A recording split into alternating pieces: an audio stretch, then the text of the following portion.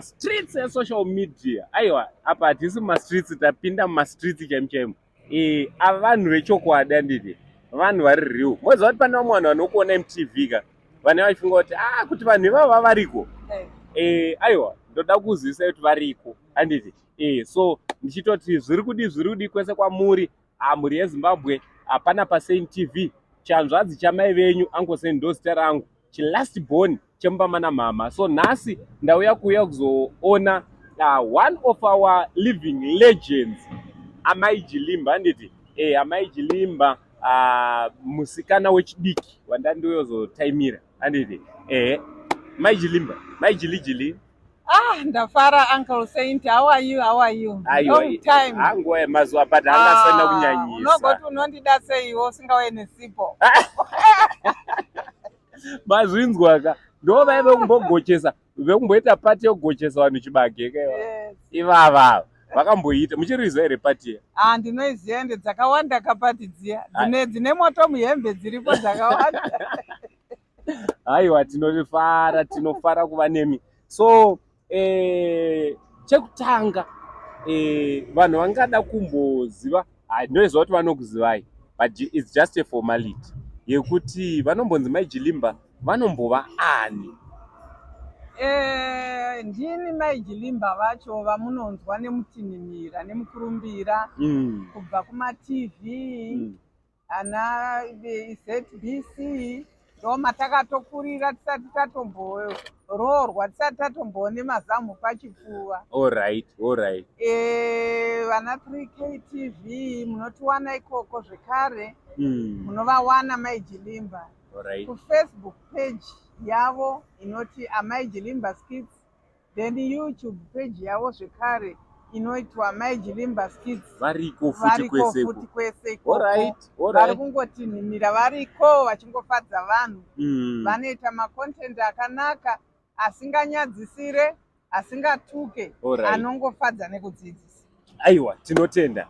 So Mai Jilimba nyaya yandauya nayo ndoda kuti ndimbokubvunzai mozoti zvakanaka kuti pakaitika dambudziko mukaona vanhu vasina kunzwanana zvakanaka kunge tiri tinobvunzawo maadvices anditi kana kubvunzawo kuti vanhu vakuru vanofungei nezvinenge zvichiitika.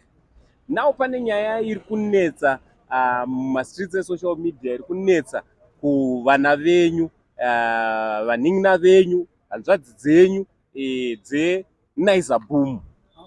Yes, ndoziva moiziva NaizaBoom yana dhafu iyai. So nyaya iri kunetsa ndeyekuti Jatiwero ndofunga muriziva Jatiwero netsai vhovho neuyu anonzi Ozemwa vari kubuda muchikwata handiti. Nyaya dzakataurwa ipapo dzakasiyana. Pane nyaya yekusapuhwa mari inogutsa, pane nyaya yekusava neukama hwakanaka hwekutauriranawo zvakanaka pabasa, kupinduranawo zvakanaka kana pane paresveka. Ameno, imimi Mai Jilimba muchiona nyaya iyi mungadawo kuti kudii? Chii chinogona chiri chakasakisa kuti vange vari vanonetsanisa zvichiitika mazuva? Inini ndichitarisa pazvinhu zvakadai, kusawirirana kwakadai kunondipazve zvekare kuti ndiende pakati penyaya. Ndisaende pakati pevanhu. Asi kuti ndiende pakati penyaya. Zvinoitika Uncle Saint mumedia. Chinhu chinonzi media chinhu chinobvira nekure. Kubvira uchitanga kuti uite media, mumwe unoita laki rekutanga uchiwana mari, mumwe unoita laki rekuita voluntary work for a long time uchigadzira zita, uchingogadzira zvako zita. Mumedia munoda cooperate, munoda kuwirirana, munoda kutaurirana vanhu vachinzwisisana. Tinototukana imi Uncle Saint neni kana tiri paseti, kana tichida kugadzira chinhu mumedia totogona kutukana. Asi kana inini ndaakoko imimi maakoko unofanirwa kurizina kuti patatukana Mai Jilimba na Uncle Saint tichida kuunza chii patable. With that iwe ukaenda uchidaro unounza chinhu patebhuru, uyu akaenda achidaro anounza chinhu patebhuru. Koita kuti kana tikange taita great opportunity, ndambotaura ndichiti imwe nguva tinoshandira mahara for a long time. Asi tikaita great opportunity yekuti Mai Jilimba media yavo yabudirira yakuita zvinhu zvakanaka, ndinotarisa kumasure kwandakabva nevana vachishandira mahara. Ndobva ndafunga muri ipapo kureva kuti zvekutomboshanda vanhu pasina chiri kubuda zvinhu zvinotoitika kunyangwe nekuMai Jilimba skits nechikwata. Kwete kwaMai Jilimba skits kwega, but nyika yese, kwese nyika dzese dzamunoona kune nguva yamunombotoshandira mahara. Asi unenge uchiona seuri kushandira mahara, iwe unenge usina chinhu chekuenda nacho kumba, asi unenge uine chinhu chauri kutakura mumind mako. Kuti uri kumboitei, kupi kwauri kuda kuzoenda, chii chauri kuda kuzoita, ende unochiita sei. Zvakangofanana nekuti mwana wechikoro kana achienda kuchikoro ane time yaanoenda kuchikoro, achingoenda kuchingomuka na4 am achidzoka kuma6, 5, 6 every day kubva musi waakatanga chikoro kusvikira musi waachembera achingoenda kuchikoro. Asi musi waanozowana basa, tinenge taakuti ndo paya patakohwa katakukohwa. Saka zvinhu zvedu zvemedia zvine malevels. Ngatiti tawana tine malevels ekuti iwewe Uncle Saint nemwana wandiri kuonozvo, malevels enyu akatosiyana. Mwana uyu haatarisire kuwana zviri naUncle Saint, nekuti chinhu chinonzi Uncle Saint ndimi, ende imimi munenge maita logistics dzamunenge maita dzinoda kudhidhaktwa mari yokubvira pakamera yamashandisa, kubvira chikafu chamadya, kubvira mota dzamashandisa, kubvira location yamashandisa, kubvira maprops amunenge mashandisa anenge aine mari yanenge yashandiswa. Saka those all logistics dzandiri kutaura dzinenge dzichibva pamari yamunenge muchiwana. Imimi pacontent yamaita mawana $300. Pa$300 you will find kuti isusu tichagona kusara kana ne130 out of the logistics. Mozopinda zvemakuenda pamalevels pa130 yamasara nayo, taakuchida mari yekubhadhara kubva pana Uncle Saint kusvika pana mainina. Saka taakuenda nelevel.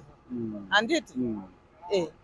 Zvinenge zvakaipa kuti inini saproducer ndibva ndati inini totally vana vangu ndawana kamari mwedzi uno vabva vaenda vasinawo kana sipo kana chii.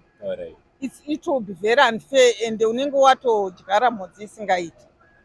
Asi kana uchitombokwanisa kuita logistics, uchikwanisa kuvapa yauinayo, isusu tinotorova maoko kuti Mwari ngavakudze. Because tinenge tichiona Mwari pamunhu anenge achikwanisa kungobuditsawo kamari. Saka tiri papuka panyaya idzodzo ndoda kuti mubve majekesa kuti paperwork inofana kuzotangwa papi, because tiri kudiscover kuti sekuNaizaBoom hapana kana contract yakasainwa, despite the fact kuti vamwe vari kutoclaima kuti vamwe vane ma5 years vachishandako, vamwe vane ma9 years variko. Hapana contract kana kuti kuwirirana kwakanyorerwa pasi kwavakava nako. Tingati imimi sebrand raMai Jilimba mungati munopa munhu contract zvaita sei kana muchishanda naye? For example, maskits atiri kuita haasi maskits ari permanent. Maskits ekugona kungoti izvozvi Uncle Saint ngatitoitei skit, handiti?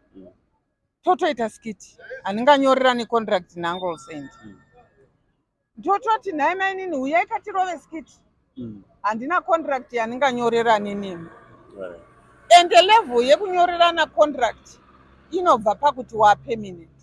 But tiri kutaura kuti seava vane ma5 years, hatingati munhu achiri contract pane 5 years, ende tichitaura kuti izvoni pane mari yanga ichibuda ende pane mari ndofunga munoziva kuti last time wakanga wakutotengerana motikari handiti kureva kuti mari yakubuda kana takusvika pakuti kampani yatenga motikari 5-6 kureva kuti mari yavepo. Yes. Saka tiri kuti ndopatiri kuti contract vaifana wakaitirana zvarini zvichifamba sei. Inini ipapo handina comment. Alright. Inojeka yandingazotaura chokwadi. Alright. Because iyoyo it's a new story to me. Alright. Yekuti panga pakuzoitwa round yekuti tiri kuda kudai. Round table kavanga vachiita ikako hatisi kuziva kwakari kubva nako. Alright. Pamwe vane mushikashika wavakatenga vakati regai timbotenderera. Akana first hand information avatorina. Saka all those things ati inini handikwanise kupa kujeka kwakakwana. Mari vari kutoiwana through social platforms avo. Yeah, vari kuiwana through platforms avo. Because YouTube Mai Jilimba indambogara nemupasi tichionesana kuti YouTube inotobhadhara so handiti ende munotoiziva kuti YouTube inobhadhara. So mari nekuwanda kwaita followership yavo vanga vakuwana mari yakawanda. But at the end of the day muchaona kuti hapana pakanyorerana pasi ende motikari mudziyo wakakura wekuti at least paifana pane contract yekuti tikabva kutengera ningi totengera ningi uye zvichisimbiswa nehwaro hwakadaiwo. Inini ndo pandinotaura manje ndichiti vanhu vakabvumirana chinhu inini upenyu hwangu hwese mungaa mumidhiya kana mukugarisana nevanhu kana neushamwari vanhu vakatamba neni kana vakashanda neni vanoziva kuti indoda zvinhu zviri straight. Handidi zvinhu zviri greedy. Handiti kana tatanga chinhu chichinzi chinhu chakamira so tofanirwa kudai tichidai ngachiitwe semataurirana munenge makadini makaita. I think izvozvo zvinoita kuti musaite nyonga. Alright. Advice yamungape kuvana advice yei because havasi kutonzwanana ava vari kuti isusu hatichade director wouko vari kuti aiwa kana vachida kudzoka ngavadzoke toshanda zvakanaka vanhu vanokanganisirana. Inini chandinotaura ndechekuti kazhinji ukama hwemumedia haufe hwakapera. Ivo vari ikoko vanotonge vachitofanirwa kudyidzana neNaizaBoom. Handiti muruzvona ukama hwemumedia kuvanhu vanoziva media inoreva kuti tiri kuita ushamwari. Saka natsa kwawabva kwaunoenda usiku chinhu hachipere nekutukana kana kuti nekunotaurira Uncle uko.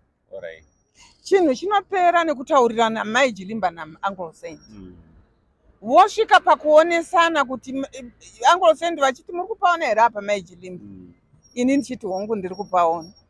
Kana kuti ndichiita nharo ukazoona Uncle vakutora munhu wechitatu vanditadza ndaita musoro wakaoma.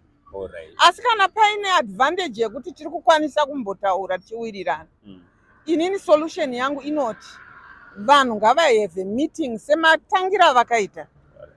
Vaheva meeting sematangira vakaita voonesana. Kana paine logistics dzaishanda munhu 1 dzichitorera mari munhu 1 ndadzitaurwe mari izvozvo dzichibuda dzichizikanwa kunzi level ina Uncle isiriyo ina Mai Jilimba. Asi vanhu vopanana mari inoitawo kuti uyu asurvive because uyu anofanirwa kunge aine mhuri yaari kushandira. Inini ndine mhuriwo futi yandiri kushandira. Saka tinofanirwa kuita zvinhu zvinoita kuti 1 mumwe aregere kuita loss yekuti akaburitsa. Akaburitsa wacho seexecutive producer anofanirwa kubvisirwa logistics dzaakashanda dzoiswa patable. Posara yaakasara nayo poonekwa malevels ekuti pane mamain, pane masupporting, pane manhingirikini mabit, pane maextras. munhu anongwa murodhi achingodzi ucheme vamwe tinoziva kuti anongobva angobhadharwa ipapo achienda. Asi mari yekuti iyo isati yauya inenge yabviswa kuno naproducer handiti anofanira kupa uyo mari yekuti iwewe isusu watoita pati $5 shend kana kuti nhasi tafirwa nemotikari motikari iyoyo yafa vhiri kana kuti yafa exhaust yakadya $55 yanyorwa inozobviswa kana mari yauya. Ende vanhu vanofanirwazve kuconsider ngatimboti NaizaBoom ani motikari motikari iye yaifa matai yaifa mileage mileage yemotikari yaNaizaBoom yailusa value saka iwewo ukangotarisira kuti ndiri kuda motikari nyowani ko iyeyo aimbofambisa mavhiri ake achipera munofanirwa kutarisa shure muona kuti tinomuitireiwo mavhiri ake apera handiti ndizvozvo. Ende chimwe chinhu isu hatizive donzo ravo kuti akatanga chinhu NaizaBoom here kana kuti vamwe vake vainavo kana kuti vakati ngatiitei chinhu chedu saka all those things zvinoda kutariswa kana vaapatable. Ndo panobva mukuti vazive malevels avo. Aiwa, mashoko makukutu atiri kunzwa kubva kuna Mai Jilimba nekuda kwehondo iriko kuNaizaBoom. Aiwa, ava ndovana chipanga mazano handiti vakafamba rwendo rwachona kubva kare kusati kwatomborwa vane ana Facebook ana YouTube vaveko mai manje vakatofamba mutunhu wachona vachanzwikwa paredhiyo nekuonekwa pachivhitivhiti ende nanhasi zvichiri zvaangodaro uye vatovawo zvakare mutunhu wachona wanhasi. Aiwa, Mai Jilimba, mashoko enyu makuru tinovimba kunyange NaizaBoom achamanzwa nemhuri yese yeZimbabwe achange ari anobatsira maita henyu nemukana wamatipa wokuti tinge tiri tinokurukura. Inini mazwa angu ekupedzisira Uncle Saint ndinoti kune vari kupa maadvices kuNaizaBoom sevanhu vasiri kuwirirana musati mawana mukana wekuparadza vanhu. Tiri kuda kuti isusu mhuri iyi irambe yakabatana sekubatana kwayanga yabvira yakaita. Vanhu endai nemashoko anovaka vana ava kuti vakure vachembere vazukuru vavo vagove nehistory yekuziva kuti isusu takabva nekuku ende takabata tese tikazodai nokutoziva kuti pese panhu pane chinhu chakanaka panouyawo kumashure ndiye anouya achiparadza Uncle Saint naMai Jilimba.